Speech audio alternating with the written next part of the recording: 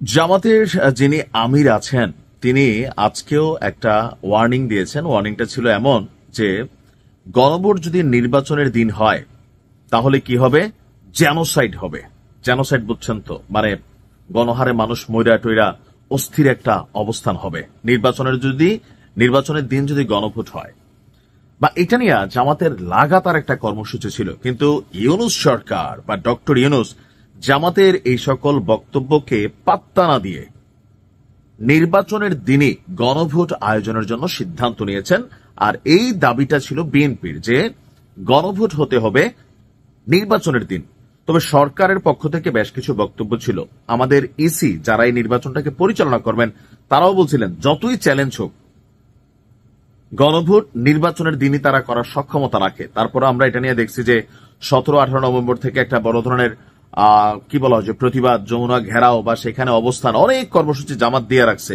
Doctor ইউনূসকে নিয়ে আঙ্গুল বাঁকা সোজার অনেক কথা বলতেছে, কিন্তু ডক্টর ইউনূস অন ফায়ার। এমনকি ওনার এই সিদ্ধান্তটা এটা বিএনপির পক্ষেই গেছে। আর ওনার যে মন্তব্য, আবার দেখুন আজকে অলরেডি এটা নিয়ে আর হাঙ্কি পাঙ্কি করার সুযোগ নাই, কারণ অলরেডি সরকারের পক্ষ থেকে নির্বাচন কমিশনে চিঠি চলে গেছে। একই দিনে গণভোট এবং জাতীয় নির্বাচন এটার প্রস্তুতি নিতে নির্বাচন কমিশনকে চিঠি দিয়েছে ইউনূস সরকার। সরকারের সিদ্ধান্ত অনুযায়ী একই দিনে গণভোট করতে হবে। মাঠে কি হচ্ছে এগুলা মাথায় নেওয়ার দরকার নাই। আর আজকে এই তথ্য জানিয়েছেন ইসি সচিব আক্তার আহমেদ। তিনি বলছেন যে সরকার চিঠি দিয়েছে, চিঠিতে লেখা আছে গণভোট করা ইসির দায়িত্ব। এক্ষেত্রে একই দিনে জাতীয় নির্বাচন এবং গণভোট করার জন্য বলা হয়েছে। প্রধান নির্বাচন commissioner CEC M Nasir Uddin সম্প্রতি বলেছেন সরকার থেকে আনুষ্ঠানিক নির্দেশনা পেলে গণভোট নিয়ে পরবর্তী সিদ্ধান্ত নেওয়া হবে।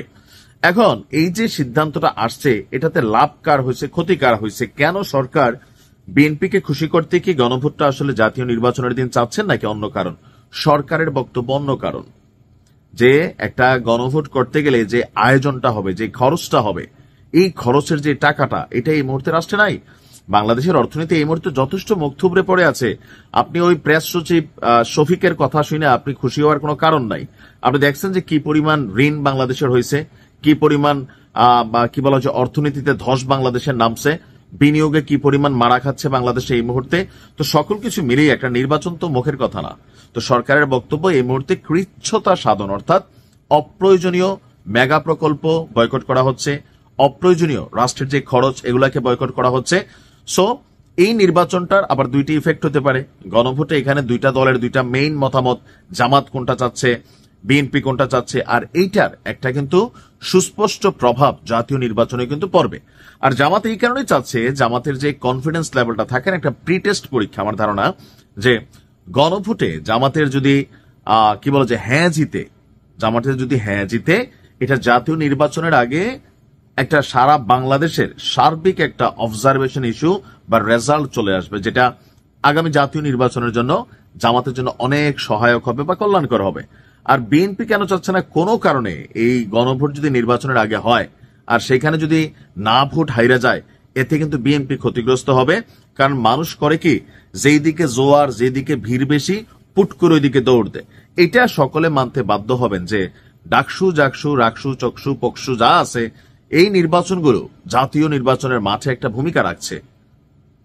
সবকিছু মিলাইয়া অল ওভার সরকার অর্থনৈতিক ইস্যুতে, আর সিইসি বলছে আমরা পারবো, নির্বাচন কমিশন বলছে গণভোট জাতীয় ভোট একদিনে হবে, অনেক টাকাও খরচ হবে, তারাও কিন্তু অঙ্ক দেখাইছে এত টাকা রাষ্ট্রের বাজেট আছে কিনা। তো সবকিছু মিলিয়ে বাট দিন শেষে সিদ্ধান্তটা বিএনপির পক্ষেই গেল, জামাতের বিপক্ষে গেল। এবং জামাতের এই হুমকি টুমকি বা ধরেন বিভিন্ন যে বক্তব্য আসতেছে, পজিটিভ নেগেটিভ মন্তব্য, সরকার এগুলোকে পাত্তা দিচ্ছে না। Doctor Yunus on fire.